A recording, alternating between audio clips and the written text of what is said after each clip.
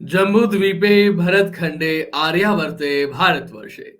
Jambu talks देखने वाले हमारे सभी दर्शकों का बहुत बहुत स्वागत, अभिनंदन। मैं हूं आपके साथ निधीश गोयल, करता हूं आप सभी का यथोचित अभिवादन। श्रीमद् भगवत गीता आज इस व्याख्यान माला की ये 17वीं किस्त है।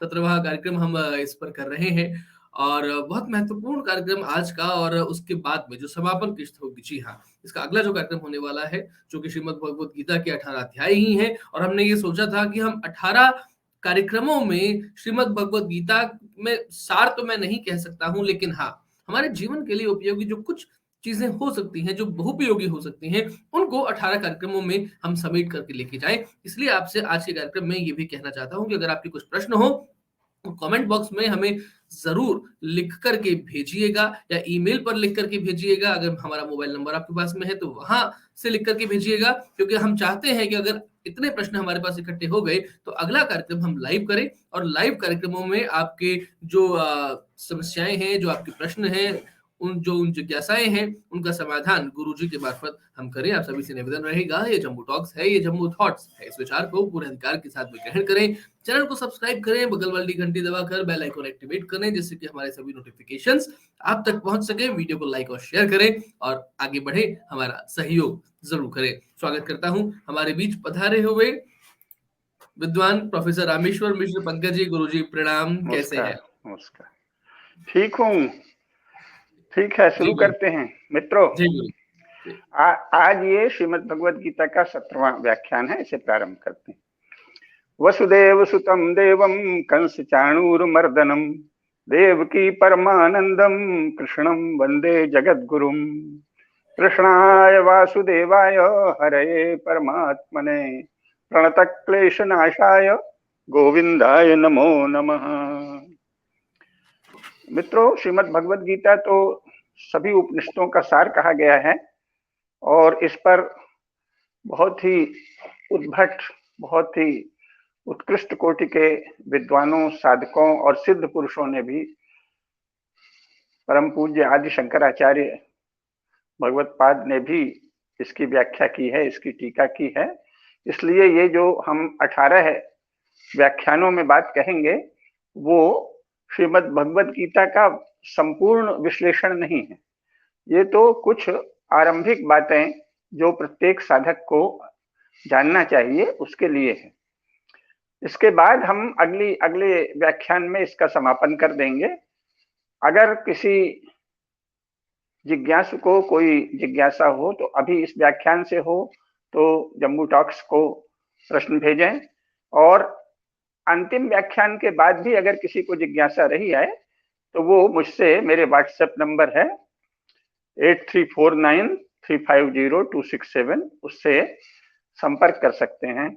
अगर आप व्हाट्सएप में कोई जिज्ञासा करेंगे तो मैं सदा आपका समाधान कर दिया करूंगा, क्योंकि गीता तो अनंत ज्ञान का भंडार है, और वो 18 व्याख्यानों में क्या, 1800 व्याख्यानों में भी अकेले मैं ही यदि 1800 व्याख्यान दूं तो भी पूरा नहीं होगा। और मैं तो उसमें एक बहुत ही सामान्य विद्यार्थी हूँ।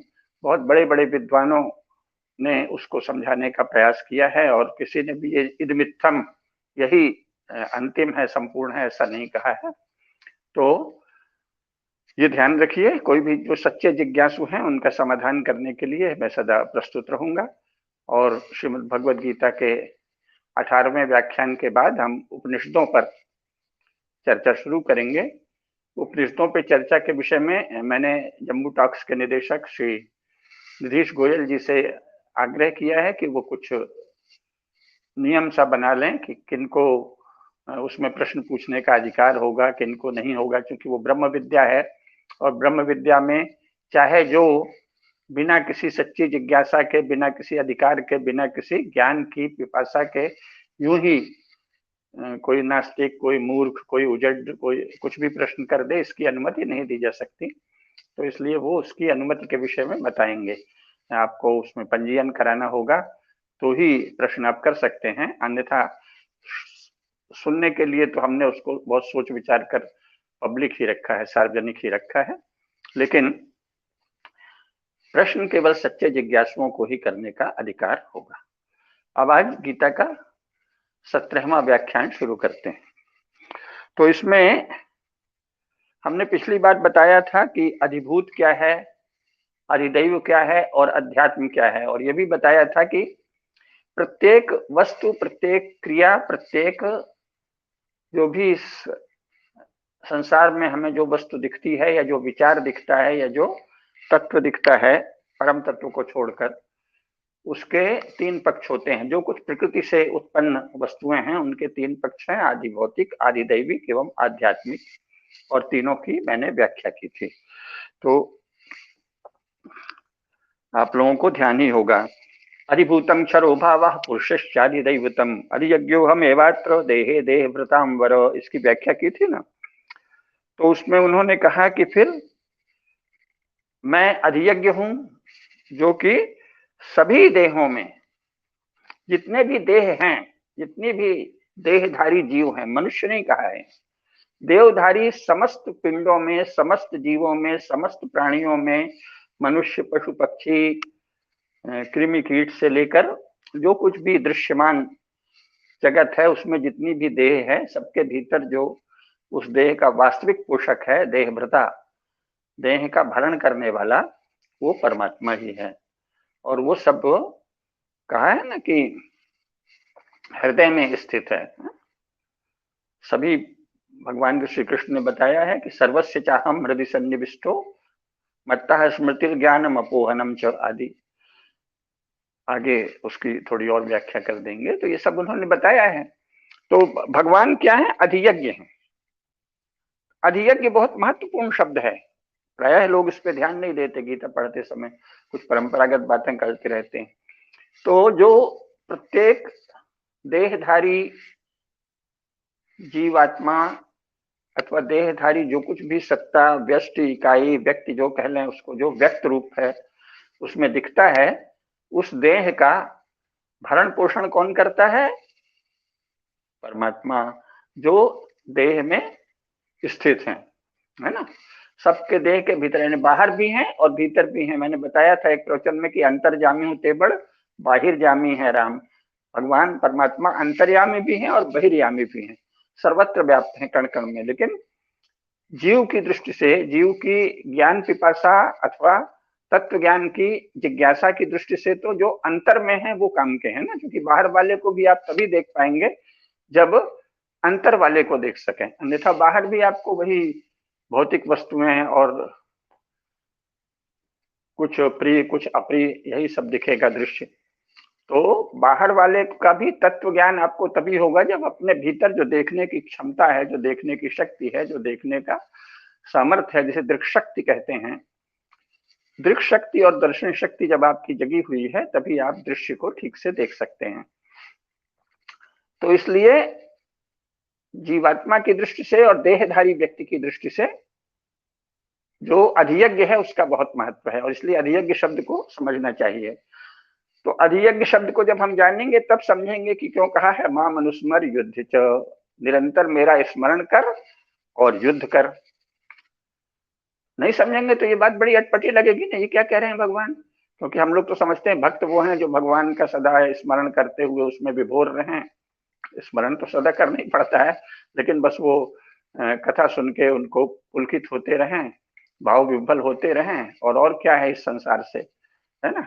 वो भी एक हैं, वो दूसरे तरह के साधकों के लिए कहा गया है। जैसे कबीर ने कहा कुछ लेना न देना मगन रहना। कोई भी, हमारे पिताजी भी इसको सुबह प्रभाती में बहुत कहते थे, लेना न देना मगन रहना, कुछ लेना न देना मगन रहना, कुछ लेना न देना। तो ये एक साधक की, भक्त की स्थिति है। लेकिन 24 घंटे इसमें तो वह रह सकता है जो सन्यासी हो गया है, जिसने तीनों ऋण समाप्त कर दिए हैं, मतलब अदा कर दिए हैं, चुकता कर दिए हैं, चुका दिया है, ऋणों से उऋण हो गया है। पितृ ऋण, ऋषि ऋण और दैव ऋण, तीनों ऋणों को कहा है न, ऋणानि त्रीणि अपाकृत्वा। मैंने बताया था, मनुस्मृति में स्पष्ट आदेश है कि पितृ ऋण, ऋषि ऋण और देव ऋण तीनों को अपाकृत्वा, चुका कर, अदा करके फिर जो है ततो मोक्षे निवेशे, तब फिर मोक्ष की ओर ध्यान देना चाहिए। तो जो मोक्ष में है, मोक्ष के मार्ग में है, और कुछ भी उन्हें धर्म अर्थ काम के जो सामान्य लौकिक अर्थ हैं, धर्म तो मोक्ष भी एक धर्म है, मोक्ष धर्म कहा गया है, मोक्ष वासना भी कहा गया है, लेकिन वो वहां उसका विशेष अर्थ है, कहा है ना, जैसे देह वासना सब मनुष्यों में देह वासना रहती है, फिर विभिन्न इंद्रियों मन आदि से संबंधित वासना रहती है। तो उसी प्रकार जब किसी जीवात्मा के भीतर उसकी बुद्धि में मोक्ष वासना प्रबल हो जाए तो वो मोक्ष मार्ग पर चल पड़ता है। फिर उसके अन्य मोक्ष वासना का अर्थ है शेष सब वासनाएं समाप्त, इसीलिए उसको परम पुरुषार्थ कहा है ना। परम पुरुषार्थ का नंबर मतलब ये नहीं है कोई हायरार्की है कि ये नंबर 1 है बाकी 2 3 4 है, नहीं। ये सब पुरुषार्थ जागतिक कर्तव्य से, जागतिक भूमिका से, जब आप जिस भी योनि में आए हैं उसके अनुसार उस भूमिका को निर्वहन करना, और अगर मनुष्य योनि में आए हैं तो धर्म अर्थ और काम पुरुषार्थ को अपने संस्कार और अपने वर्णाश्रम की स्थिति के अनुसार सिद्ध करना, ये सब पुरुषार्थ हैं। वहां 3 पुरुषार्थ ही हैं, धर्म अर्थ और काम। इसीलिए जब महामना पंडित मदन मोहन मालवीय जी ने काशी हिंदू विश्वविद्यालय की स्थापना की, अब तो वो नाम मात्र को काशी हिंदू विश्वविद्यालय है, वो वस्तुतः है यूरंड विश्वविद्यालय है, जो यूरंड पंथियों के द्वारा स्थापित शिक्षा विभाग और विश्वविद्यालय अनुदान आयोग है, उसके नियंत्रण में आ गया है। लेकिन जब अंग्रेजों के समय बनाया था तो यह तय हुआ था कि अंग्रेज इसमें दखलंदाजी नहीं करेंगे, केवल सहायता कर देंगे। बाद में उन्होंने शिक्षा सचिव बटलर ने और जवाहरलाल नेहरू ने मिलकर बहुत घालमेल किया, वो अलग बात है। पर प्रारंभ में हिंदू विश्वविद्यालय कौन है? हिंदू विश्वविद्यालय वो है जिसमें हिंदू विद्वानों का ही मार्गदर्शन हो, हिंदी विद्वानों का ही अनुशासन हो, हिंदू ज्ञान परंपरा का ही शिक्षण हो, तो वो है हिंदू विश्वविद्यालय। तो अब काशी हिंदू विश्वविद्यालय उस अर्थ में हिंदू विश्वविद्यालय नहीं रहा है, वो यूरो इंडियन या यूरंड विश्वविद्यालय हो चुका है। लेकिन जब महामना मालवीय जी ने स्थापित किया था तो क्या प्रयोजन था? तो उन्होंने साफ कहा था धर्म अर्थ और काम, इन 3 पुरुषार्थों के विषय में भारतीय ज्ञान परंपरा में प्रवाहित चले आए सभी ज्ञान रूपों का शिक्षण दिया जाएगा, और साथ ही समकालीन विश्व में इन पुरुषार्थों को सिद्ध करने में हमारे बच्चे समर्थ बने, इसलिए विश्व का भी ज्ञान दिया जाएगा। तो वो धर्म अर्थ और काम, ये बाकी जीवन जो है, सामान्य जीवन, सामाजिक जीवन, राष्ट्रीय जीवन, उससे धर्म अर्थ और काम का संबंध है। मोक्ष जो है वो केवल आत्म स्वरूप को जानने, चिन्मय सत्ता जो भीतर है, चिदंश है, उसको जानने का नाम है। तो मोक्ष बिल्कुल, इसीलिए उसे परम पुरुषार्थ, ये सब पुरुषार्थ हैं, इसमें कोई श्रेणी नहीं है कि ये नंबर 1 है, बहुत ऊंचा पुरुषार्थ है, फिर नंबर 2, नंबर 3, नंबर 4, ऐसा नहीं कहा है। धर्म अर्थ और काम तीनों धर्म में होने पर ही पुरुषार्थ हैं, धर्म में नहीं होने पर वो पुरुषार्थ नहीं है, इंद्रिय दासत्व है ना। लेकिन मोक्ष जो है वो इन पुरुषार्थों से परे का पुरुषार्थ है, अर्थात जिसने इस तीनों पुरुषार्थ अपनी शक्ति, अपने जन्म का जो हेतु है उसको चरितार्थ करने के बाद अपने संकल्प और अपनी आकांक्षाओं और अपनी परंपराओं से प्राप्त ज्ञान के अनुरूप तीनों पुरुषार्थ यथाशक्ति दैव के द्वारा दी गई परिस्थितियों के अनुरूप संपन्न कर लिए हैं, वो ततो मोक्षे निवेशयेत, ऋणानि त्रीणि अपाकृत्वा ततो मोक्षे निवेशयेत, तब वो चतुर्थ, तो वो परम पुरुषार्थ है, क्योंकि वो परम तत्व को जानने का परम पुरुषार्थ, ये नहीं कि वो नंबर 1 का पुरुषार्थ है, ऐसी कोई होड़ नहीं है, परम तत्व से जानने से जुड़ा है। परम तत्व को जानने के पुरुषार्थ का नाम परम पुरुषार्थ है। जो परम तत्व है, इससे येन सर्वम इदम ततम, इससे जो कुछ सब व्याप्त है, जो परमात्मा तत्व सर्वत्र व्याप्त है, उसको जानने वाला पुरुषार्थ परम पुरुषार्थ है। शेष पुरुषार्थ मूलतः धर्म पुरुषार्थ है, जिसके अंतर्गत धर्म अर्थ और काम ये तेवर्ग हैं, तीनों का धर्म में होना आवश्यक है। मोक्ष बिल्कुल अलग पुरुषार्थ है, उसका संबंध किससे है? परम तत्व को जानने से। परम तत्व को जानने का अर्थ है आत्म तत्व को जानना, आत्म तत्व को जानेंगे तभी आप परम तत्व को जान पाएंगे। तो इसलिए अधियज्ञ क्यों कहा है? अधियज्ञ बहुत ही महत्वपूर्ण पद है, इसलिए कि जो सनातन धर्म की ज्ञान परंपरा है उसमें संपूर्ण सृष्टि चक्र को यज्ञ ही कहा गया है ना।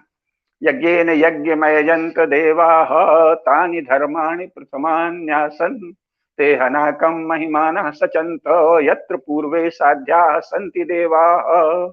ये है ना, देवताओं ने यज्ञ से यज्ञ का यजन किया और उसमें से जो प्रथम धर्म उत्पन्न हुए वो क्या है? सत्य, ऋत, धर्म और यज्ञ, ये चार प्रथम धर्म। तानि धर्माणि प्रथमान न्यासन, ये प्रथम धर्म है, यही सनद धर्म कहा गया है। इन सनद धर्मों का जो पालन करता है वही सनातन धर्म है। और ये किसी व्यक्ति, किसी महापुरुष, किसी विद्वान, किसी योगी, किसी सन्यासी आदि के विचारों को सनातन धर्म नहीं कहते। वो सनातन धर्म के लिए उपकारक हो सकते हैं या अपकारक हो सकते हैं। वो सनातन धर्म के अनुकूल हो सकते हैं या प्रतिकूल हो सकते हैं। कोई भी बड़े से बड़ा विद्वान हो, वो सनातन धर्म का या तो प्रतिपादक है या अवरोधक है, अनुकूल है या प्रतिकूल है, पर वो सनातन धर्म का परम प्रमाण नहीं है। सनातन धर्म का परम प्रमाण क्या है? सत्य, ऋत, धर्म और यज्ञ, और परम प्रमाण है वेद, क्योंकि वेदों में ही ये कहा है, यज्ञेन यज्ञमय जंत देवाः, वैदिक वचन है। तानि धर्माणि प्रथमान् न्यासन् तेहनाकम महिमानः सचन्त यत्र पूर्वे साध्याः सन्ति देवाः। तेहनाकम, नाका महिमानम, तो वो परम जो आकाश है, व्योम है, नाक है, स्वर्ग है, सर्वोच्च लोक है, उसकी महिमा भी इनसे ही है। किनसे? प्रथम धर्मों से, सत्य, ऋत, धर्म और यज्ञ। तो ये जो सृष्टि चक्र है, जो ब्रह्मांड चक्र है, वो भी यज्ञ है। तो इसीलिए प्रत्येक मनुष्य को भी जीवन में सृष्टि चक्र का ध्यान रख के, जो सनातन नियम है, सनातन धर्म है, सत्य, ऋत, धर्म और यज्ञ, उसका ध्यान रख के अपने जीवन को भी यज्ञमय बनाना चाहिए, बनाना होता है। अगर नहीं बनाते तो वो जीवन को निष्फल कर रहे हैं, विफल कर रहे हैं। तो इसीलिए कहा गया है कि जो भीतर है वो भी अधियज्ञ है, क्योंकि वो इस सृष्टि चक्र ब्रह्मांड यज्ञ का संचालक है और उससे सीधा जुड़ा हुआ है। तो अधियज्ञ शब्द का बहुत महत्व है। जो भीतर परम पुरुष का जो अंश है, जो उसका उनका प्रकाश है, जो उनकी दीप्ति है, जो जिसकी व्याख्या नहीं की जा सकती, दृष्टा दृश्य मात्रा शुद्धोपि प्रत्ययानुपस्या का है ना, तो हम व्याख्या तो सब प्रत्ययों से करेंगे और वो है केवल दृश्य मात्र। तो इसलिए उस अधियज्ञ को जानना आवश्यक है। जब आप अधियज्ञ को जान लेंगे कि ये अधिभूत है, ये अधिदैव है और ये अधियज्ञ है, अधियज्ञ से ही ये संपूर्ण सृष्टि चक्र, ब्रह्मांड चक्र, सृष्टि यज्ञ, ब्रह्मांड यज्ञ और ये देह यज्ञ भी, अधियज्ञ को जानते हुए देह यात्रा करना, लोक यात्रा करना, ये भी यज्ञ है ना। देह यज्ञ है, जीवन यज्ञ है, लोक यात्रा भी क्या है? यज्ञ है। जीवन यज्ञ है, लोक यज्ञ है। तो मूल यज्ञ यही है। शेष यज्ञ उसी के अनुसरण में, उसी के अनुवर्तन में, उसी के प्रकाश को अपने भीतर भरने के लिए किए जाते हैं। तो मूल यज्ञ क्या है? ये सृष्टि यज्ञ, देह यज्ञ, लोक यज्ञ, ब्रह्मांड यज्ञ निरंतर चल रहा है सत्य, धर्म, ऋत और यज्ञ के आधार पर। इसलिए क्या कहा है? अधिभूताक्षरो भाव पुरुषश्चाधिदैवतम अधियज्ञो हमेवात्र देहे देह व्रतांबर। भगवान ने यही कहा है ना 8वें अध्याय में, अधिभूतम क्षरो भाव पुरुषश्चाधिदैवतम अधियज्ञो हमेवात्र देहे देह व्रतांबर। तो इसीलिए कहा है तस्मात् सर्वेषु कालेषु मां मनुस्मर युद्ध च मयि अर्पित मनोबुद्धिर मामे वैश्यसि असंशयम। इसलिए सभी कालों में, यानी सदा निरंतर मेरा स्मरण कर और युद्ध कर, मेरा स्मरण कर और युद्ध कर। तो इससे प्राप्त क्या होगा? क्यों युद्ध कर? तो इसका सार और इसका परिणाम, इसका फल 18वें अध्याय के अंत में दिया हुआ है। यत्र योगेश्वरः कृष्णो यत्र पार्थो धनुर्धरः तत्र श्री विजयो भूतिर ध्रुवा नेतिर मतिर्मम। श्री, विजय, विभूति और ध्रुवा नीति है ना, इसके लिए निर्णायक युद्ध करना ही स्वधर्म है। श्री, विजय, विभूति और ध्रुवा नीति के लिए, यानी जीवन में कभी भी उद्धरेदात्मन आत्मानम नात्मानम अवसादये। तो श्री की साधना आवश्यक है, लक्ष्मी की साधना आवश्यक है, ऐश्वर्य की साधना आवश्यक है। लेकिन वो ऐश्वर्य की लिप्सा, ऐश्वर्य के लिए कुछ भी कर डालेंगे तो वो ऐश्वर्य नहीं होगा, वो विकार होगा। लक्ष्मी के लिए, लक्ष्मी को धन कह दिया और फिर उस धन को पाने के लिए सकल कर्म करेंगे, पुण्य पाप सब करेंगे, थोड़ा सा पुण्य अधिक पाप करेंगे, तो वो लक्ष्मी की प्राप्ति नहीं है। वो तो हो सकता है आपका जीवन भार बन रहा है, अलक्ष्मी आपके ऊपर कृपालु हैं और वो आपको दंड देने के लिए तत्पर हैं, और आप समझ रहे हैं कि मैं लक्ष्मी की उपासना कर रहा हूँ, तो उससे मतलब नहीं है। श्री का अर्थ है वास्तविक ऐश्वर्य, वास्तविक शोभा, वास्तविक सुषमा जो जीवन में है, वास्तविक सौंदर्य जो जीवन का है, जिससे आपके भीतर आनंद का संचार होता है। भगवान शंकराचार्य ने भी कहा है ना कि भाई चिंता रोग क्षुधा दया, ये क्या है? स्वेनैव वेद्यम यज् ज्ञानम। आपको ज्ञान हुआ है या नहीं, आपको भूख लगी है कि नहीं, आप इस समय चिंतित हैं या प्रसन्न हैं, और प्यासे हैं या नहीं, ये कैसे जाना जाता है? स्वेनैव वेद्यम यज् ज्ञानम, स्वयं ही वेद्य है। बाहर तो आप दिखावा कर सकते हैं, नहीं नहीं कोई चिंता नहीं है, मन में खूब चिंता प्रदीप्त है ना? कहीं लग रहा है कि आदर नहीं है, अथवा इनके पास भोजन का साधन नहीं है, किसी गरीब के यहाँ पहुंच गए, कहीं कुछ बिल्कुल भूख नहीं है, आगा गए, प्यास लगी है, लेकिन लग रहा है कि जो पिएंगे वो केवल शरीर को दूषित और विकृत करने वाला या एकदम बीमार कर देने वाला ही चीज उपलब्ध है। शुद्ध जल, सामान्य सा जल भी उपलब्ध नहीं है, तो कहेंगे प्यास नहीं है। तो चिंता, रोग, भूख, प्यास और ज्ञान आपको है या नहीं, ये सब स्वयं ही वेद्य है। स्वेनैव वेद्यम यज् ज्ञानम परेशान अनुमानिकम, दूसरा तो अनुमान ही कर सकता है। तो इसलिए श्री की साधना आप कर रहे हैं या नहीं, ये वस्तुतः तो आप ही जान सकते हैं, या आपका गुरु जान सकता है, और नहीं तो सपूर्वेशाम अपि गुरु काले नानुवच्छेदात्, जो भीतर बैठा हुआ परम गुरु है वो तो सब जानता ही है। सूर्य भगवान, जो चेतना सूर्य सर्वत्र व्याप्त है, वो सब जानते हैं। मैंने एक व्याख्यान में बताया था ना कि कौन कौन साक्षी हैं। हमारे प्रत्येक कर्म के साक्षी सूर्य हैं, चंद्र हैं, पृथ्वी है, और भीतर बैठे नारायण हैं हर कर्म के। तो आप श्री की साधना कर रहे हैं या नहीं, ये तो नारायण जानते हैं, या आपके गुरु जानते हैं, या आप स्वयं जानते हैं। इसी प्रकार विजय, विजय का अर्थ है धर्म, धर्म के मार्ग में आगे बढ़ना, धर्म के लक्ष्य को सिद्ध करने में जीवन लगाना, यही वास्तविक विजय है। बाकी सब विजय तो उसकी छाया है। आपने शत्रु को हराया या नहीं, ये भी विजय है। अगर हरा दिया तो विजय है, लेकिन वो कैसे हराया? धर्म सम्मत ढंग से हराया, उसका प्रयोजन क्या था? धर्म में प्रयोजन था, तब तो वो विजय है, अन्यथा फिर झगड़ा झंझट है ना? और इसी से आपके भीतर भगवान की कृपा से आशीर्वाद बरसेगा और विभूति आएगी। और इन सब के लिए क्या आवश्यक है? ध्रुवा नीति। ध्यान रहे, ध्रुवा नीति ही हमारे शास्त्रों में यही कहा ना। ध्रुवा नीति मतलब जिसे कहेंगे सनातन नियम जो है, जो सनातन नियम है, जो सनातन धर्म है, जो सृष्टि को चलाने वाले सनातन नियम है यानी सनातन धर्म है, उनके लिए आपको युद्ध करना है, निर्णायक युद्ध करना है। तो अर्जुन से वो क्या कहते हैं कि श्री, विजय, विभूति और ध्रुवा नीति के लिए निर्णायक युद्ध करना तुम्हारा स्वधर्म है अर्जुन, और इसलिए तुम क्या करो? तस्मात् सर्वेषु कालेषु माम अनुस्मर युद्ध च। इसलिए सभी समय, सभी स्थितियों में, सभी परिस्थितियों में तुम मेरा स्मरण करो और युद्ध करो, है ना? ये कहा गया है। क्योंकि मयि अर्पित मनो बुद्धि मामे वैश्यसि असंशयम।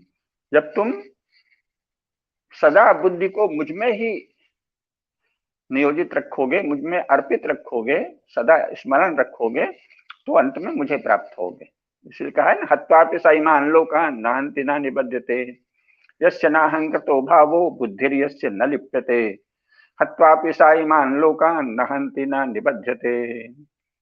बुद्धि कर्म में लिप्त नहीं होती और अहम का भाव नहीं होता, तो फिर उसको तो कोई भी, किसी भी कर्म का कोई फल भी नहीं मिलेगा। लेकिन ये बहुत ऊंची स्थिति है।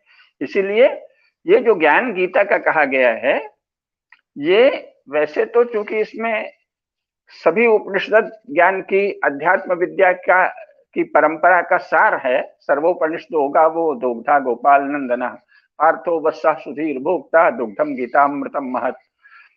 तो ये जो गीतामृत है, गीता रूपी अमृत है, ये तो सभी उपनिषद रूपी गायों से दुहा गया है भगवान श्री कृष्ण ने दुह के। लेकिन किसके लिए दुहा है, ये भी कहा है ना, पार्थो वत्सः सुधी भोक्ता।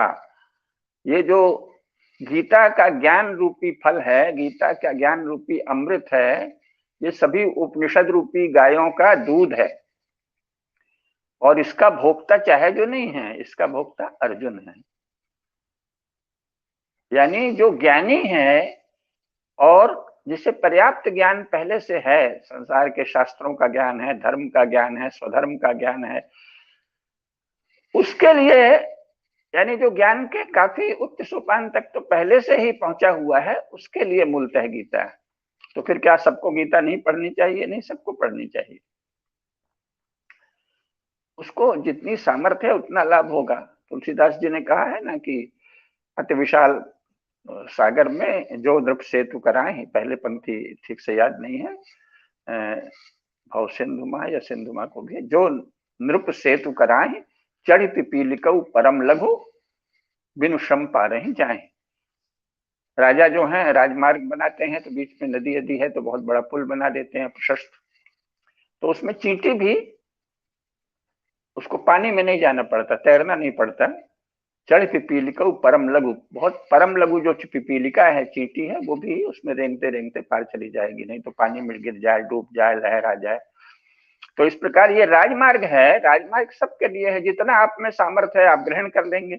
लेकिन मूलतः गीता किसके लिए है? अर्जुन के लिए। गीता किसके लिए है? ज्ञान का एक स्तर जिसे प्राप्त है, जिसकी इंद्रियां संयम में हैं, जिसने यम और नियम का पालन कर लिया है, कभी कभी विचलित हो जाता है, कभी कभी कोई संशय हो जाता है, कभी कभी कोई समस्या आ जाती है, तो उसके लिए गीता है। ये हर इसीलिए कहा है ना कि जो भगवान के प्रति श्रद्धा नहीं रखता, जो तपस्वी नहीं है, इदम ते ना तपस्काय ना भक्ताय कदाचन, है ना, और जो असूया रखता है ईश्वर से, परमेश्वर से, कहता है हम नहीं जानते ईश्वर है कि नहीं, उसके लिए गीता नहीं है। भाई तुम कुछ और करो, अपना जो भी इंद्रिय मन के जो सुख लेना है लो, वो गीता के में इस झंझट में क्यों पढ़ते हो? और पढ़ते हो तो तुम दंडनीय हो, दोषी हो, अपराधी हो, हटो यहाँ से। तो ये क्या कहा है? अर्जुन के लिए गीता कही गई है। क्यों कही गई है अर्जुन के लिए?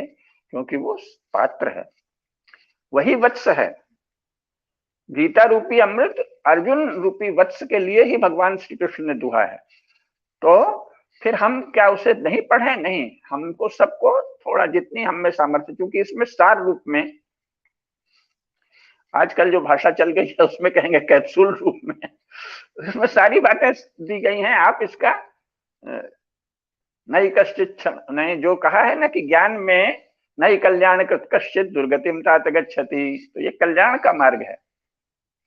आप इसमें एक कदम भी चले तो अभी से बेहतर हो जाएंगे। कुछ तो आपका चित्तमल दूर होगा, कुछ तो आपका बुद्धिमल दूर होगा, कुछ तो आपका बुद्धि का दोष दूर होगा, कुछ तो बुद्धि निर्मल होगी, कुछ तो सत्व का प्रकाश होगा, कुछ तो ज्ञान का प्रकाश होगा। इसलिए गीता प्रत्येक सनातन धर्म के अनुयायी को और विश्व के प्रत्येक सच्चे जिज्ञासु को, वो कुछ भी है, वो कहीं भी पैदा हुआ है, वो ईसाई है, मुसलमान है, कुछ और है, पैगन है, लेकिन अगर वो जिज्ञासु है, अगर वो समर्पित नहीं है कि बस मैंने तो पा लिया है और जो हुक्म है वही करेंगे, यदि उसमें केवल ईमान लाने की बात है, फेथ लाने की बात है, तो उसके लिए गीता नहीं है। जो केवल फेथ सीकर हैं, जिनको जहां पैदा, सीकर भी नहीं है, जहां पैदा हुए उसी पर अथवा जिस परिवेश में पैदा हुए वहीं फेथ हो गया है, ईमान ले आए हैं अपने अपने पैगंबर या मसीहा या किसी पर, तो उनके लिए गीता नहीं है। लेकिन जो मुसलमान हो, ईसाई हो, पैगन हो, जैसे पैगन वो कहने लगे, हम लोग तो उनको सनातन धर्म में ही कहेंगे, जो विश्व के तमाम प्राचीन सभ्यताएं हैं, उनके प्रत्येक अनुयायी के लिए गीता उनकी उनकी भाषा में अनुदित होकर भी बहुत उपकारक होगी, सबके लिए।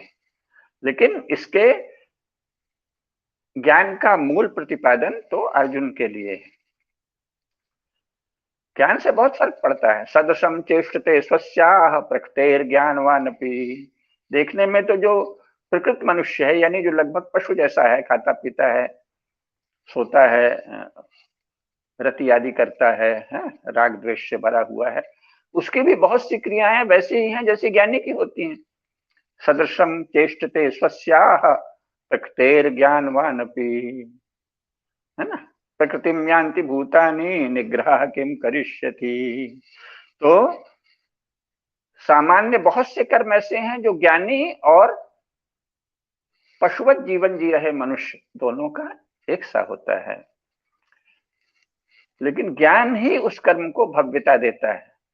महाभारत में इतने सैनिक लड़ रहे हैं, 18 अक्षौहिणी सेना है, फिर बीच बीच में और भी सेनाएं आती रही हैं। 18 अक्षौहिणी तो प्रारंभ में है ना, केवल 18 अक्षौहिणी सेनाएं नहीं लड़ी थी, उसमें आप महाभारत पढ़िए तो वर्णन है। वहां की भी सेना आई, बाद में वहां की भी सेना आई, बहुत से राजाओं की आई। महाभारत के प्रसंग में अगर कभी चर्चा हुई तो बताएंगे। तो उसमें तो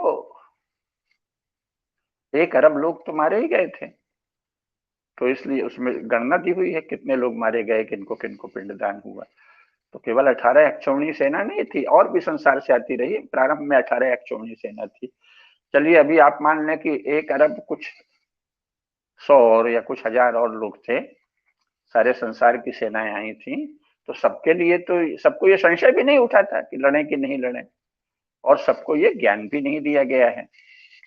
तो महाभारत का युद्ध तो सबने लड़ा, लेकिन अर्जुन के लड़ने में और अन्यों के लड़ने में क्या अंतर है? ज्ञान पूर्वक कर्म जो है वही कर्म को भव्यता देता है, ज्ञान ही कर्म को भव्यता देता है। ज्ञान नहीं है तो जो कर्म कर रहे हैं उसमें केवल ये नहीं है कि वो कर्म साधारण होगा, बल्कि यह है कि उस कर्म में कोई भव्यता भी नहीं आएगी ना। जैसे मान लीजिए लोग कुछ भी कर रहे हैं, खेती कर रहे हैं, तो जिसे खेती का ज्ञान है वो जैसी सुंदरता से सुघड़ता से कर लेगा, खेती के काम में जो भव्यता आएगी, बगीचे के काम में, रसोई के काम में, खेल में, जो जिस विषय का जानकार है वो उसका ज्ञान ही उसको भव्यता देता है। अब तो क्रिकेट का दौर है, लेकिन और भी तो खेल होते हैं, फुटबॉल, वॉलीबॉल, या क्रिकेट ही समझ लो, जो जानते ही नहीं है कि बॉल कैसे फेंकना। फुटबॉल में जो जानता ही नहीं है कि गेंद कैसे किधर मारना, गोल कैसे करना, हॉकी में, वॉलीबॉल में, किसी में भी, बैडमिंटन में। तो अगर आप उस विषय के तत्वज्ञ नहीं है, उस विषय को अच्छी तरह से नहीं जानते, विस्तार से नहीं जानते, तो आप क्या खेल खेलेंगे? राजनीति में सामान्य लोग जो जोश से झूमते रहते हैं किसी नेता के पक्ष में, हमारा नेता ऐसा हो, हमारा नेता वैसा हो, नेता उसका नाम लेके कह दिए राहुल भैया, राहुल भैया, मोदी मोदी मोदी, तो वो तो उनके कार्य में क्या भव्यता होगी? भीड़ बढ़ा दिया, किसी का साथ दे दिए, उनके काम आ गए, ठीक है, बहुत अच्छा काम है, लेकिन जो मुख्य व्यक्ति है उसके कार्य में विशालता और भव्यता क्यों होगी? क्योंकि उसे ज्ञान है। मोदी जी जब वही काम करते हैं राजनीति का, तो उन्होंने कितने सारे काम सरलता से कर दिए, चूंकि वहां ज्ञान है। और जिन विषय में ज्ञान नहीं है, वहां इतने बहुत ही सज्जन हैं, बहुत ही प्रजावत्सल हैं, संपूर्ण देश का कल्याण करना चाहते हैं, सच्चे हृदय से कल्याण करना चाहते हैं, लेकिन बहुत सी बातें बहुत मामूली बोल देते हैं क्योंकि उन विषयों का ज्ञान नहीं है ना। गौरक्षकों को गुंडा कह दिया, क्यों? कुछ ध्यान ही नहीं है कि भारतवर्ष में गाय की क्या महिमा है, क्या परंपरा है, क्या स्थिति है। किसी साध्वी को कह दिया कि मैं क्षमा नहीं करूंगा, अरे तुम कौन होते हो क्षमा नहीं करने वाले? धर्म से जो जुड़ा है उसको तो केवल धर्मदंड शासित करेगा, लेकिन नहीं पता है। तो जिन विषयों में उन्हें ज्ञान नहीं है उसमें बहुत ही मामूली सी बातें बोल देते हैं, और बहुत सी बातें ऐसी, लेकिन शेष उनको ज्ञान है, तो उनके कर्म में क्या भव्यता है कि सोचा कि ये बहुत कचरा वचरा इधर उधर पड़ा रहता है, जहां देखो वहीं गंदा लगता है, दूसरे भी टिप्पणी करते हैं, विदेशी भी, कि क्या है। तो भारतीयों के लिए तो ये कितना सरल काम है, आखिर घर में तो स्वच्छता आदि के नियम सभी जानते हैं, तो स्वच्छता का आह्वान कर दिया और सारे देश में फर्क पड़ गया, सारे देश में अंतर आ गया, मन प्रसन्न हो जाता है। जहां जाओ वहीं, कहाँ पहले क्या दृश्य होता था, स्टेशन में जाइए, सड़कों में जाइए, बाजार में जाइए, अजीब सी गंदगी, एकदम मन कुड़मुड़ाता रहता था भाई। अब जो है सब जगह स्वच्छता है, और छोटे छोटे बच्चे भी आपको टोक देंगे, देखिए जो भी वो संबोधन करेंगे कि ये अंकल या चाचा ताऊ जो कहते हो, भाई साहब ये जरा उठा लीजिए, आपने ये फेंक दिया। तो ज्ञानी ने जब उसी काम को किया, उस विषय में वो ज्ञानी थे। कैसे देश में किसी सत्कर्म के लिए उत्साह पैदा कर देना, इस विषय में परम ज्ञानी है मोदी जी, तो उन्होंने कर दिया। ज्ञान ही कर्म में भव्यता देता है। अब राहुल जी को कोई ज्ञान नहीं है भारतीय परंपरा का, तो उनकी बातें जो है वो कर्म कैसे करती हैं भाई? आखिर राजनीति में है तो वो सत्ता तो चाहते ही हैं, देश के लोगों को प्रसन्न तो करना ही चाहेंगे ना, वो ये थोड़ी चाहेंगे कि सब मेरा उपहास उड़ाएं। लेकिन ज्ञान नहीं होने से उनके कर्म में भव्यता नहीं है, सब उपहास के पात्र बन जाते हैं। तो ज्ञान ही कर्म को भव्यता देता है। तो ये जानना चाहिए कि जब ये ज्ञान रहेगा तो फिर क्या होगा कि देह, इंद्रिय, मन और बुद्धि के गुणों से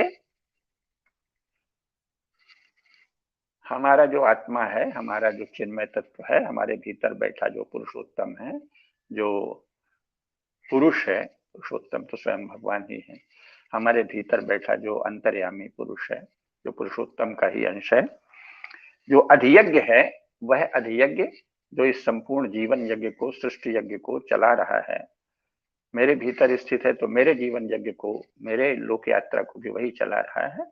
वो इन सब से लिप्त नहीं होता। जब ये ध्यान रखेंगे तो न में कर्माणि लिम्पन्ति न में कर्म फले स्पृहा, ये हो जाएगा आपका भी।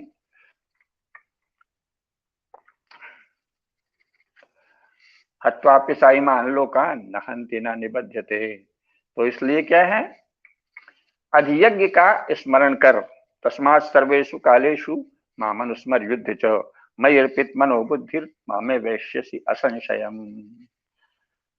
सारा खेल, ये जो आंतरिक खेल है वो बुद्धि का है। आपकी बुद्धि किस भाव से कोई कर्म कर रही, उसमें राग है, द्वेष है, या केवल धर्म भाव है, और ये वस्तुतः तो आप जानते हैं और परमात्मा जानता है। तो अगर आप सचमुच परमात्मा को अर्पित बुद्धि से काम कर रहे हैं तो आप परमात्मा को प्राप्त करेंगे। यान्ति देव, पिछली बार कहा था ना मैंने, यान्ति देवव्रता देवान पितृन्यान्ति पितृव्रता भूतानि यान्ति भूतेज्या यान्ति मध्या जिनोपिमाम। आप जिस भाव से, आपकी बुद्धि में जो वास्तविक भाव उदित हो रहा है, जो विचार उदित हो रहा है, संकल्प उदित हो रहा है, संस्कार का जो स्वरूप है, उससे ही आपकी गति होती है। आप बाहर क्या बोलते हैं उससे कोई संबंध नहीं है,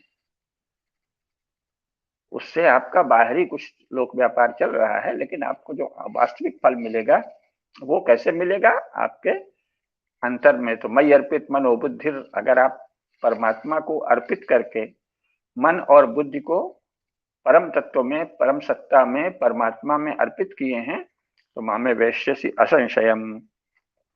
लेकिन फिर इसको ये भी कहा है कि अभ्यास योग युक्तेन चेतसा नान्यगामिना परमं पुरुषम दिव्यम याति पार्थानुचिंतयन्।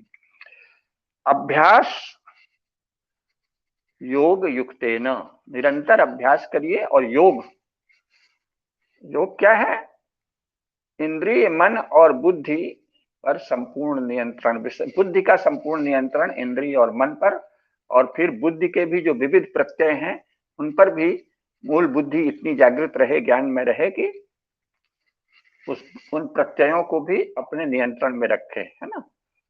दृष्टा दृशि मात्र शुद्धोपि प्रत्ययानुपश्य। तो ये जाने कि ये प्रत्ययों से हम देख रहे हैं, ये सब कॉन्स्ट्रक्ट है, एक स्तर पर सब कुछ कॉन्स्ट्रक्ट है, सब कुछ रचना है, मनोरचना है, बुद्धि रचना है। तो उससे परे जब बुद्धि रहेगी तो उस रचना के भी स्वरूप को ठीक ठीक जान सकेगी, नहीं तो किसी भी एक भाव में बह जाएंगे और फिर दूसरे को भी वही भाव का पालन करने को विवश करेंगे, है ना। आजकल ये बहुत चला ना, मेरी भारत माता, मेरा ये, मेरा वो। तो भाई तेरी भर भारत माता है, मेरी नहीं है क्या, उसकी नहीं है क्या? तो ये भाव कहाँ से आए हैं? प्रत्यय से अपने को एकात्म कर देना। दृष्टा दृश्य मात्रा शुद्धोपि प्रत्ययानुपश्य। मेरी भारत माता कैसे है भाई, हमारी भारत माता क्यों नहीं है, मेरी भारत माता क्यों है? क्योंकि आप में तमस की अधिकता है इस विषय में। तो इसीलिए कहा है कि योग युक्त रहकर अभ्यास करो। योग युक्त का क्या अर्थ है? योग युक्त का अर्थ है बुद्धि के मूल सामर्थ्य में स्थित रहना और निरंतर उसी की साधना करना, है ना। चित्त वृत्तियों के सही स्वरूप को जानना और उसमें से पुरुषार्थ करना, क्योंकि जो स्ववश क्रिया है वही पुरुषार्थ है। जब आप कोई काम स्ववश करते हैं तो वो पुरुषार्थ है, और अवश होकर करते हैं तो वो क्या है, इंद्रिय दासत्व है। भोजन भी यदि आप स्ववश खा रहे हैं कि मुझे ये खाना है, ये मेरे स्वास्थ्य को ये लाभ पहुंचाएगा विवेक पूर्वक, तो वो पुरुषार्थ है, काम पुरुषार्थ है। और उस अर्थ में धर्म भी है, धर्म सम्मत काम पुरुषार्थ है कि भाई शरीर को पुष्ट रखेंगे, या अभी शरीर में ये कमी है, ये दोष है, और ये हमको बढ़ाना है शक्ति, और दोष को हटाना है। जैसे विचार पूर्वक जब भोजन किए तो वो पुरुषार्थ है। और नहीं नहीं चलो चलो खा लो, तो वहां वातावरण में आपने खाना खा लिया तो वो क्या है, इंद्रिय दासत्व है, ठीक है। या अभ्यास है यंत्रवत, उसका कोई महत्व नहीं। स्ववश कर्म ही पुरुषार्थ है, ये कहा गया है। तो इसलिए सदा ध्यान रखना चाहिए कि अभ्यास योग युक्तेन चेतसा नान्य गामिना, अभ्यास से युक्त रहे, योग से युक्त रहे, और चेतसा नान्य गामिना, अन्यगामी नहीं होना चाहिए आपका चित्त। किसी भी कंस्ट्रक्ट में, किसी भी संरचना में, किसी भी नेताओं के नारे में, या परिवार से मिले किसी भी तथाकथित आदर्श या मूल्य में भी वहीं रम नहीं जाना चाहिए, उसकी भी विवेचना करना आना चाहिए। विवेक पूर्वक शास्त्रों, विवेक वही है जो शास्त्र की दृष्टि से चीजों को देखता है, तो शास्त्र सम्मत बुद्धि से विवेक पूर्वक सदा प्रत्येक वस्तु को ठीक ठीक जानने का प्रयास करे।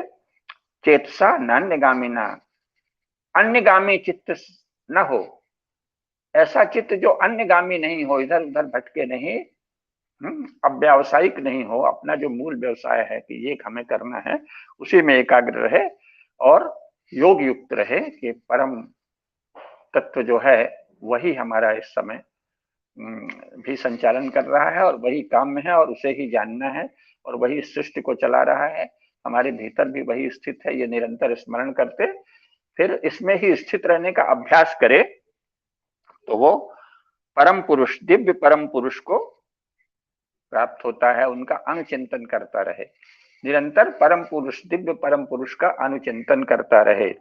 अभ्यास योग युक्ते न चेतसा नान्यगामिना परमं पुरुषम दिव्यम याति पार्थानुचिंतयन्।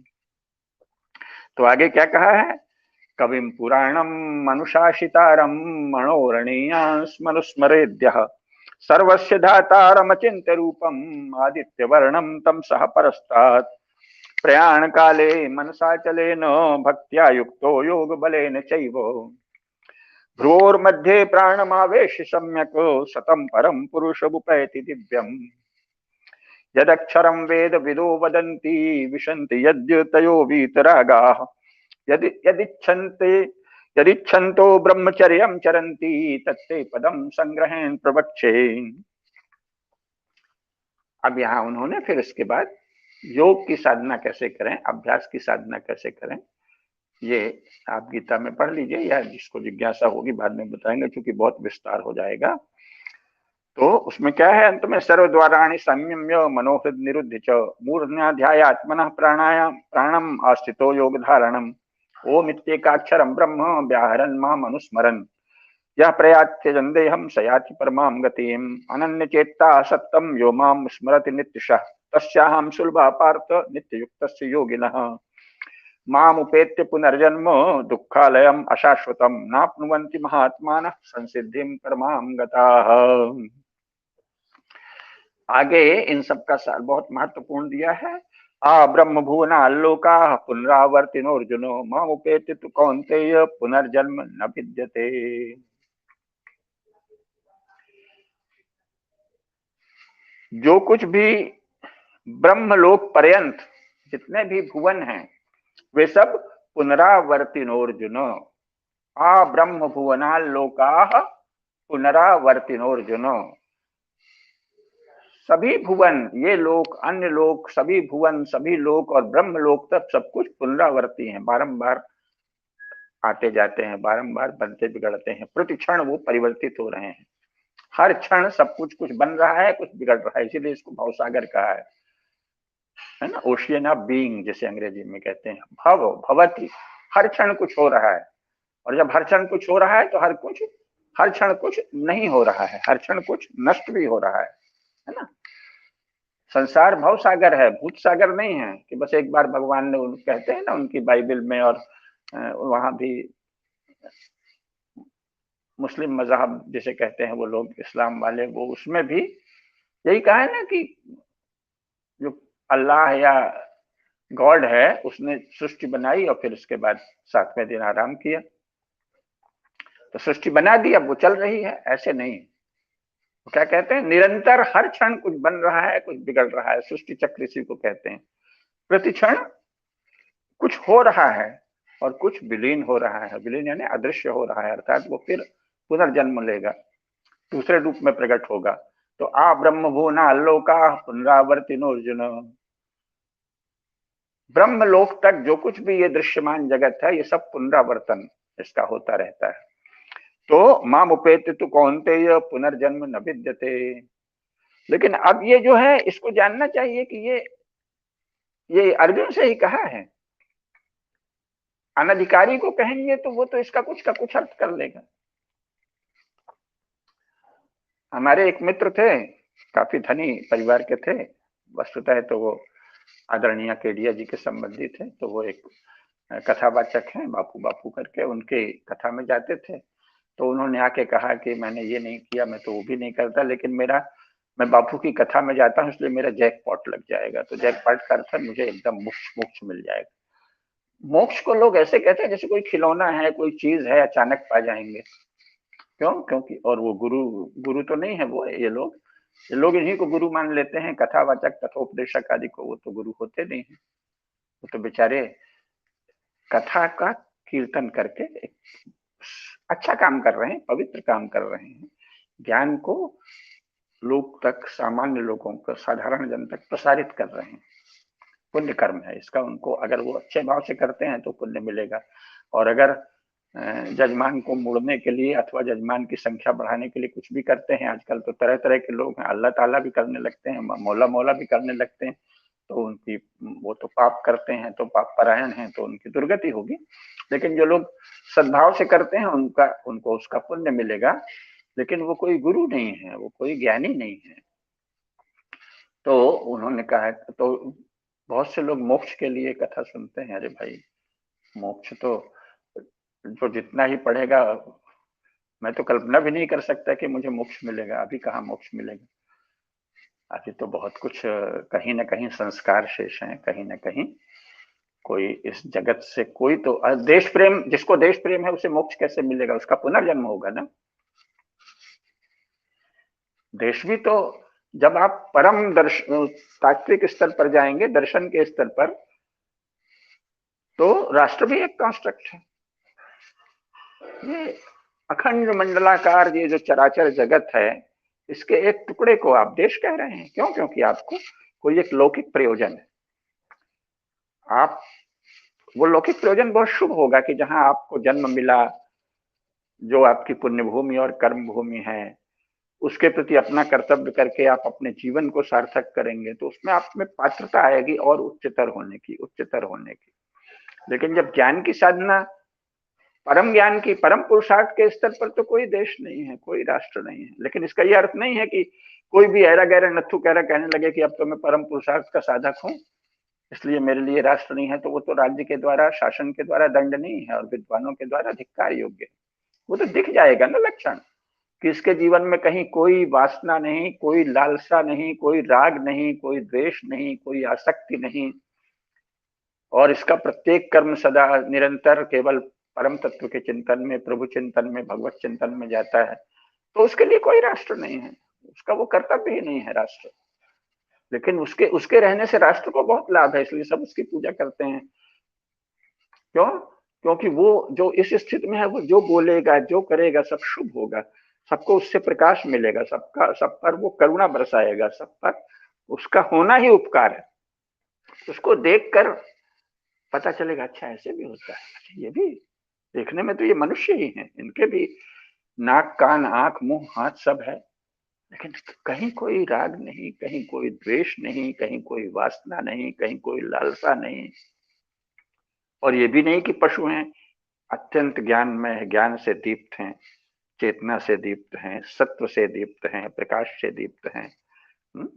तेज दिख रहा है, जिनको देखने की आंखें हैं, थोड़ी भी साधना आप कर लें तो मनुष्य का प्रभा मंडल दिखने लगता है। हमारे स्तर पर भी पहुंच जाइए तो प्रभा मंडल दिखता है। मैं सबसे पहले जो भी व्यक्ति आता है उसका प्रभा मंडल देखता हूँ। सामान्य व्यवहार में प्रायः लोगों को लगता है कि अरे ये अचानक अमुक के प्रति थोड़ा आकर्षित हो गए और आकर्षित दिखते हैं, वो चाहे नहीं सोचते हैं ये इसमें ये सत्व है, और अमुक के प्रति विकर्षित हो गए, क्या बात है दोनों तो मनुष्य हैं, तो वो प्रभा मंडल दिखता है, दूसरों को भी दिखता है। प्रयागराज में एक शुक्ला जी थे फेस रीडर, तो बहुत से लोगों ने कहा, हमारे साथ तो हमारे मित्र थे, उनकी इच्छा थी तो मैं भी चला गया, मुझे भी उत्सुकता तो हुई। तो जैसे ही गए तो और लोग वहां लगातार आ रहे थे, उन्होंने कहा कि आप थोड़ी देर बैठ सकते हैं। मैंने कहा अरे हम तो आपके दर्शन के लिए आए, बड़ी देर बैठे रहे। तो उन्होंने क्या देखा, जाहिर है कि कोई प्रभा मंडल देखा, जो वलय देखा, उनको लगा कि ये ठीक ठाक आदमी है, सज्जन है।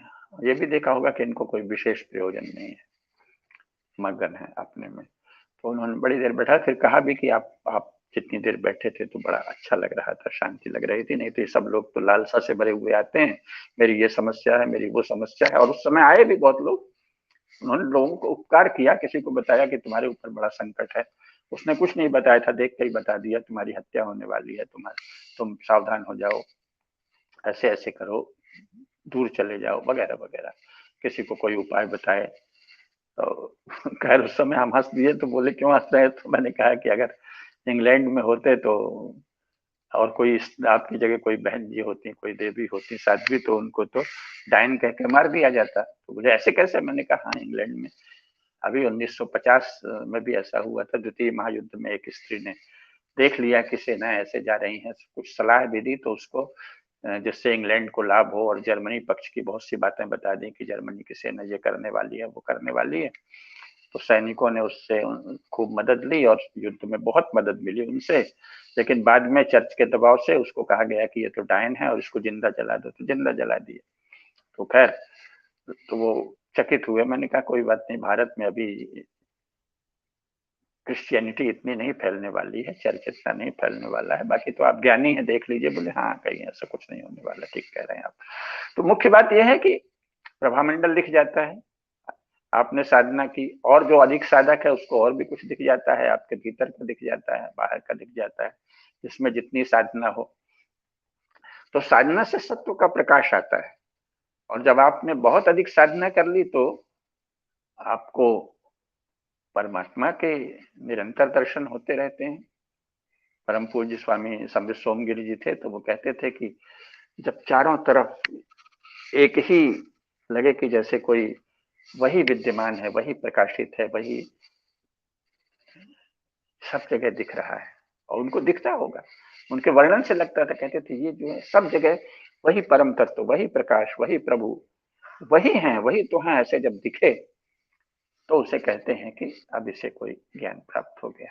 तो इसीलिए वही व्यक्ति ये कह सकता है सिया राम में सब जग जानी। और यहाँ तो खैर ऐसा पाप है, ऐसा दोष है, ऐसी ऐसी हीनता है, ऐसे दंडनीय अपराधी लोग हो गए हैं कि हिंदुओं को उपदेश देते हैं कि जो आतताई है, अगर कोई मजहबी आतंकवाद कर रहा है या तुम्हारे धर्म को नष्ट कर रहा है ना, मिशनरी विस्तारवाद है या मजहबी आतंकवाद है, तो उसका विरोध नहीं करो, सिया राम में सब जग जानी। अरे मूर्ख, तो ऐसे भी हैं पापी अपराधी, जो जहां पहले से ये ज्ञान विद्यमान है कि सब जगह सिया राम है, उन्हीं को उपदेश देता है, ताकि आत्ताई पापी दुष्ट अत्याचारी जो है वो आपका नाश कर दे, आपको कत्ल कर दे, आपकी बस्ती जला दे, आपको जला दे, आपको अल्पसंख्यक बना दे भारतवर्ष में, और आप कहते रहो सिया राम में सब जान। तो उन अपराधियों की बात नहीं कर रहे हैं, वो तो अपराधी हैं, अपने आप को सेकुलर कहने वाले ऐसे अपराधी भारतवर्ष में भरे पड़े हैं। और ऐसे भी दुष्ट हैं जो इतने जिद्दी हैं कि साहब आप तो, आपके शव पर हम बगल में फूंक मार देंगे। अरे अपराधी पापी, नहीं साहब, हमारे हमारे मजहब में कहा जाता है कि फूंक मारो तो शैतान नहीं आएगा। तो शैतान तुम्हारा काम है ना। हिंदू धर्म में तो शैतान की कोई अवधारणा ही नहीं है, और वहां शैतान कहाँ से आ जाएगा। और ये फूंक तो तब मारी जाती है क्योंकि जब लगा है कि शव है, तो वो जाके जहां कब्र में गड़ा दिया जाएगा वहां अनंत काल तक गड़ा रहेगा। फिर एक दिन कयामत का दिन आ जाएगा, तब तुरही बजेगी, अल्लाह ताला के हुक्म से तुरही बजेगी, तो सब आत्माएं कब्र से उठ खड़ी होंगी और वहां पहुंच जाएंगी। तो किसी ने कहा कि वहां शरीर में कीड़े मकोड़े हो जाएंगे, एक एक मिट्टी सा बन जाएगा, एक एक शरीर जो है धीरे धीरे गल जाएगा, पहले उसमें कीड़े पड़ेंगे, कुलबुलाते रहें। देखा भी गया, कब्र ज्यादा दिन कब्र में कोई पड़ा रहे तो उसको फिर खोदो तो वो कीड़े कुलबुला रहे हैं पूरे शरीर में, गल रहे हैं। तो नहीं नहीं नहीं, हमको हमको ईमान इस बात पे है कि वो तुरही बजेगी आज से कई लाख करोड़ वर्ष बाद जब भी, तो तब वो उसी कब्र से उठ खड़ा होगा। उस कब्र को जोत दिया, वहां कोई भवन बना दिया, खेती कर ली, नहीं नहीं, वो उस कब्र में गड़ा है, तो उसको फूंक मारना चाहिए। लेकिन सनातन धर्म के किसी अनुयायी के अंतिम संस्कार के समय फूंक मारना तो अपराध है, दंडनीय अपराध है, पाप है, बदतमीजी तो है ही है। ऐसे कैसे तुम फूंक मार दोगे। तुम जाओ भाई अपने अपने पुरखों को अपने घर में जब कब्रिस्तान में दफनाने जाओ तब फूंक मारो। यहाँ यहाँ फूंक का क्या अर्थ है। मारना चाहिए ऐसे व्यक्ति को, पता नहीं वहां कौन लोग खड़े थे। तो ये सब पाप जो है, पाप और पुण्य का भेद जानता है ज्ञानी। ये नहीं होता कि सिया राम में सब जग जानी, इसलिए डाकू में भी भगवान है, तो इसलिए अरे डाकू में ही भगवान नहीं है ना, पापी में ही भगवान नहीं है ना, अत्याचारी में ही भगवान नहीं है ना, बदमाश में भगवान नहीं है। बदमाश भर में भगवान नहीं है। आपके भीतर अगर भाव आ रहा है कि ये बदमाश ऐसे मारे तो उसको मारिए, शास्त्र जो कहता है, धर्म जो कहता है वो करिए। तो सिया राम में सब जग जानी जैसे पवित्र कथन, पवित्र चौपाई, पवित्र मंत्र का भी दुरुपयोग होते देखा जाता है, तो उसकी अभी बात नहीं कर रहे हैं। अभी बात इसकी है कि जिसकी बुद्धि शुद्ध है, जिसने चित्त को साध लिया है, जिसने निरंतर ये समझ लिया है कि अधियज्ञो हमें मात्र, इस शरीर में देह का असली भरण पोषण करने वाला देहे देह भृतांबर, देह में जो भरता है, भरण पोषण करने वाला है अधियज्ञ, वो परमात्मा ही है। उसी परमात्मा में बुद्धि को निवेशित करने पर फिर आपको स्वधर्म का पता चलेगा कि हमारा स्वधर्म क्या है। अपने गुरु से पूछकर, समाज में आपकी स्थिति क्या है, आपके संस्कार क्या हैं, आपके पूर्व जन्म के संस्कारों के कारण आपको क्या क्या शक्ति प्राप्त हुई है, और क्या परिवेश, किस देश में पैदा हुए हैं, किस समाज में पैदा हुए हैं, क्या संस्कार आप में प्रबल है। केवल कुल से नहीं होता, एक ही कुल में तरह तरह के संस्कारों वाले परिवार व्यक्ति पैदा होते हैं, है ना। तो अपने परिवेश और समाज और देश को जानना, लेकिन साथ ही अपने संस्कार, अपनी लालसाएं और अपने शास्त्रों के प्रकाश में आपका क्या कर्तव्य है ये निश्चित करना, इसे स्वधर्म कहते हैं। तो स्वधर्म करना तो आवश्यक है।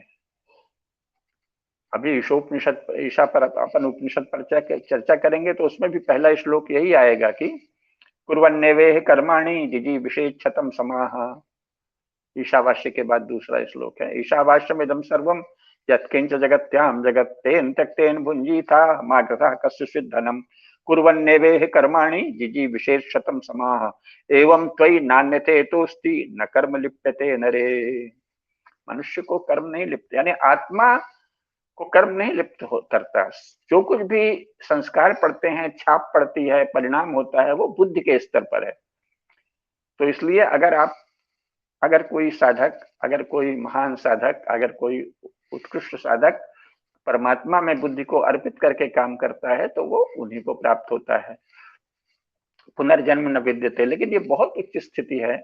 उससे पहले पहले ही वहां पहुंचने की हवाई कल्पना से बात नहीं बनेगी। पुनर्जन्म आप आ गए हैं इस स्थिति में कि आपका पुनर्जन्म नहीं हो तो बहुत अच्छी बात है। अपने गुरु से पूछ लीजिए, अपने भीतर बैठे परमात्मा से पूछ लीजिए। लेकिन सामान्यतः है आपको अगला जन्म अभी से उच्चतर हो। जो भी अभी संस्कार हैं, जो भी अभी चेतना का स्तर है, ये थोड़ा तो ऊंचे उठे, अधिक पुरुषार्थ हो तो अधिक ऊंचे उठे, अभी से उच्चतर स्तर का आपका जन्म हो, आपकी बुद्धि अभी से अधिक शुद्ध हो। जैसे आप उत्पन्न हुए थे, हमारी परम आत्मीय हैं प्रोफेसर कुसुमलता केडिया जी, वो सदा ही कहती हैं कि मैं जैसी आई थी उससे बेहतर होकर जाऊं। है ना। जैसा मैंने जन्म लिया था, जो संस्कार पाए थे, चित्त और मन का जो स्तर पाया था, उससे बेहतर होके, उससे उत्कृष्टतर होके, उससे उच्चतर होके जाएं। ऐसा नहीं हो कि जन्म के समय तो बहुत अच्छे अच्छे गुण थे, वो धूमिल हो गए और साथ में कुछ और नए, नया मल लाद लिया, नया कचरा लाद लिया, नई लालसाएं लाद ली, नया राग और द्वेष लाद दिया, और बातें चाहे फिर मोक्ष की ही करते रहे, तो उससे कोई मतलब नहीं है। तो वो तो आपका पतन ही है।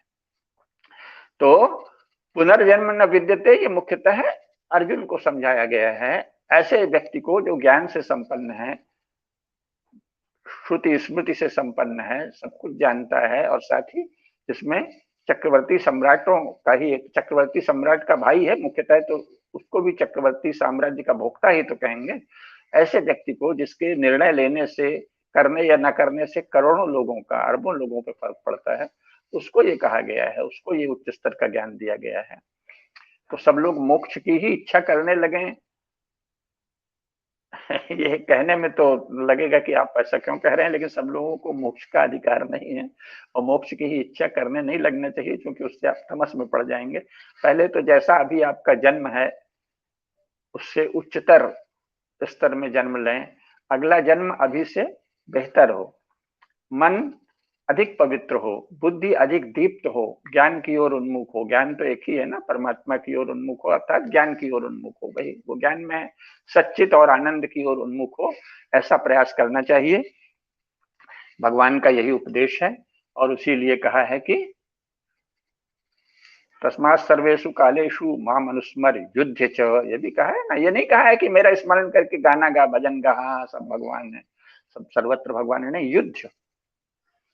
उपनिषद भी क्या कहते हैं जी, कुर्वन नेवेह कर्माणि, कुर्वन एव इह, कर्म करते हुए ही। और वो कर्म कुछ भी हो सकता है, ज्ञान की साधना भी बहुत बड़ा कर्म है, भक्ति बहुत बड़ा कर्म है, भक्ति तो महानतम कर्म है। तो आप सचमुच अगर भक्ति में डूबे हैं तो ठीक ही है, तो महान कर्म है। लेकिन वैसे प्रमाद के लिए, मुक्तखोरी के लिए इसमें नहीं पढ़ना चाहिए कि बस अब तो कुछ और कर्म नहीं है। तो भगवान का माम अनुस्मर के साथ उसमें तुरंत ही जोड़ दिया युद्ध च, माम अनुस्मर युद्ध च, मेरा स्मरण कर और स्वधर्म का पालन कर, धर्म का पालन कर। वो धर्म की आज्ञा है, जो धर्म शास्त्रों की आज्ञा है, जो धर्म परंपरा की आज्ञा है, उसका पालन कर। जो तेरा कर्तव्य है, जिस भी वर्ण और आश्रम में तो स्थित है, समाज में जिस दशा में है, जहां भारत भूमि में जन्म लिया या जहां भी जन्म लिया, उसके अनुसार जो तेरा कर्तव्य है, उसे करता रहे, करता रहे, करता रहे। मां मनुस्मर युद्ध च। तो ये सदा केवल आधा हिस्सा नहीं ले लेना चाहिए कि मां मनुस्मर, भगवान का सदा स्मरण करो, नहीं। भगवान उसके साथ कहते हैं युद्ध च, स्वधर्म का पालन करो, धर्म युद्ध करो, धर्म के लिए कार्य करो, धर्म की विजय के लिए, धर्म के उत्कर्ष के लिए अपनी जो भी आपकी शक्ति सामर्थ्य है उसमें योगदान दो। युद्ध च तस्मात् सर्वेषु कालेषु मां मनुस्मर युद्ध च, मयि अर्पित मनोबुद्धिर मामे वैश्यसि असंशयम, है ना। ये साफ साफ कहा है, तो ये बात अवश्य जाननी चाहिए। अब अगली बार सब बातों को समेटते हुए हम समापन करेंगे, और उसके बाद उपनिषद चर्चा प्रारंभ करेंगे। नमस्कार। यत्र योगेश्वरः कृष्णो यत्र पार्थो धनुर्धरः तत्र श्रीर्विजयो भूतिर् ध्रुवा नेतिर्मतिर्मम। बहुत धन्यवाद गुरु जी, आपका इस चर्चा में सहभागी होने के लिए। और आज 17 व्याख्यान हम लोग कर चुके हैं। अगली बार जो फलश्रुति की जो आपने बात की है, 18वां व्याख्यान होगा। और उस 18वें व्याख्यान में जो हमने पहले कहा भी था, और आपने भी उसके बारे में इशारा किया था कि अगर आपके प्रश्न हो तो हमें लिखिएगा, और उन प्रश्नों में से कौन से प्रश्न गुरु जी के पास पहुंचाने हैं और उनके उत्तर गुरु जी को देने हैं, वो ये खुद उसका निर्णय वो स्वयं करेंगे।